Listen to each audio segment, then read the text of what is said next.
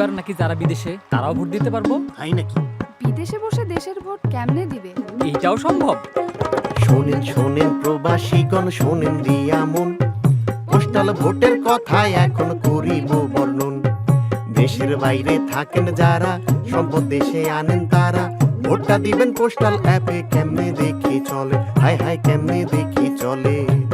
ও বাউল ভাই, আমার ছেলে তো দেশের বাইরে থাকে, সে ভোট দিতে পারবে? প্রবাসেতে থাকেন যারা, কন্যা পুত্র স্বজন, ভোটটা সহজ করার জন্যই এত আয়োজন। আপনার স্মার্টফোনের প্লে স্টোর বা অ্যাপ স্টোরে গিয়ে পোস্টাল ভোট বিডি লিখে অ্যাপটি ডাউনলোড করতে হবে। অ্যাপ খুলে রেজিস্ট্রেশন বাটন চাপুন। আপনি যে দেশে বর্তমানে অবস্থান করছেন তালিকা থেকে সেই দেশটি বেছে নিন। অবস্থানরত দেশে ব্যবহারকৃত নিজের মোবাইল নাম্বার উল্লেখ করতে হবে। নির্ধারিত জায়গায় নাম্বারটি টাইপ করুন। কিছুক্ষণ অপেক্ষা করলে উক্ত নাম্বারে একটি ওটিপি আসবে, সেটি দিয়ে নম্বরটি ভেরিফাই করুন। সবশেষে একটি পাসওয়ার্ড সেট করুন। এভাবেই আপনার অ্যাকাউন্ট তৈরি হয়ে যাবে। অ্যাকাউন্টে হয়ে গেছে, কাজ তো শেষে নয়, ভোটটা দেওয়ার আগে করুন যাচাই পরিচয়, হায় হায় যাচাই পরিচয়। অ্যাপের লগ ইন অপশনে মোবাইল নম্বর সেট করে পাসওয়ার্ড দিন। এনআইডি কার্ডের সামনের অংশের পরিষ্কার ছবি তুলুন।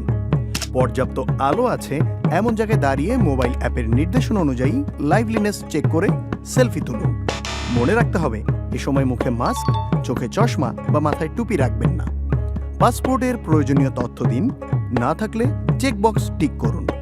যে ঠিকানায় ব্যালট পেতে চান তার পূর্ণ ঠিকানা সাবধানে পূরণ করুন। ভুল ঠিকানা দিলে ব্যালট হাতে পাবেন না। সকল তথ্য সঠিক দিলেই কেবল নিবন্ধন সম্পন্ন হবে। যদি নিবন্ধন কোনো কারণে সম্পূর্ণ না হয় তাহলে কি হবে? যদি আপনার নিবন্ধন সফল না হয় তাহলে নির্বাচন কমিশনের নির্ধারিত পদ্ধতিতে নিবন্ধন প্রক্রিয়া সম্পন্ন করা হবে। যদি কোনো প্রকার ত্রুটি কিংবা ভুল ইনফরমেশন পাওয়া যায় তাহলে নিবন্ধনটি বাতিল করা হবে। সবাই পাবে ভোটের সুযোগ, বাইরে কিংবা ঘরে, চলেন দেখি কি হয় এইবার নিবন্ধনের পরে, হায় হায় নিবন্ধনের পরে। নির্বাচন কমিশন থেকে বাংলাদেশ ডাক বিভাগের মাধ্যমে আপনার ঠিকানায় একটি পোস্টাল প্যাকেট আসবে। প্যাকেটের ভেতরে থাকবে একটি বড় সাদা খাম, রিটার্নিং অফিসারের ঠিকানা লেখা বড় হলুদ খাম, ব্যালট পেপারের ছোট সাদা খাম, আপনার মূল ব্যালট পেপার। মূল ব্যালট পেপারে শুধু প্রতীক থাকবে, প্রার্থীর ছবি থাকবে না। আরও থাকবে একটি নির্দেশিকা, যার পেছনে থাকবে ঘোষণাপত্র। আরো শোনেন প্রবাসীরা, শোনেন দিয়া মন, ভোটের আগে লাগবে অ্যাপে ভেরিফিকেশন। ব্যালট পাওয়ার পর আবার অ্যাপে লগ ইন করুন। পুনরায় লাইভলিনেস চেক দিয়ে নিজের পরিচয় নিশ্চিত করুন।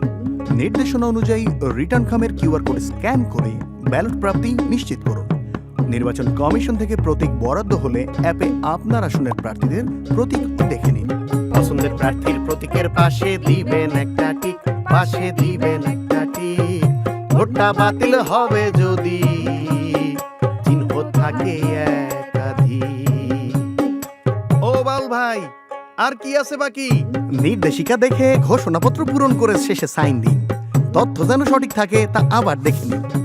ব্যালট পেপারে টিক অথবা ক্রস চিহ্ন দেওয়ার পর ব্যালট পেপারটি সাদা ছোট ব্যালট খামে ভরে বন্ধ করে দিন।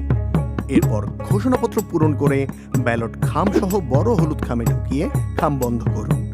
যত দ্রুত সম্ভব নিকটস্থ পোস্ট অফিস অথবা পোস্ট বক্সে জমা দিন। শোনেন শোনেন প্রবাসীরা, সকল কথা শেষে আপনার ভোটে জিতবে দেশ, থাকবো মিলে মিশে। এইবার কিন্তু ভোট দিতে পারবা বাবা। নির্বাচনে নির্বাচনীটা কেমন প্রহসন, ত্রয়োদশ নির্বাচনে এইসব সুযোগ নাই। দেশের বাইরে থাইকা আমরা দেশের জন্য লড়াই করি, আমার ভোটটাও এইবার তোমরা গুইনা রাইখো ভাই, তোমরা গুইনা রাইখো ভাই। ব্যবহার করুন অফিসিয়াল লিংক অথবা অ্যাপ। কোড অথবা পাসওয়ার্ড কারোর সাথে শেয়ার করবেন না। ব্যালট পেপারে একটিমাত্র টিক বা ক্রস চিহ্ন দিতে হবে। আপনার ভোটের গোপনীয়তা বজায় রাখুন, কারোর সাথে শেয়ার করবেন না। মনে রাখবেন, ভোটের গোপনীয়তা ভঙ্গে আইনানুগ ব্যবস্থা সহ এনআইডি ব্লক করা হতে পারে।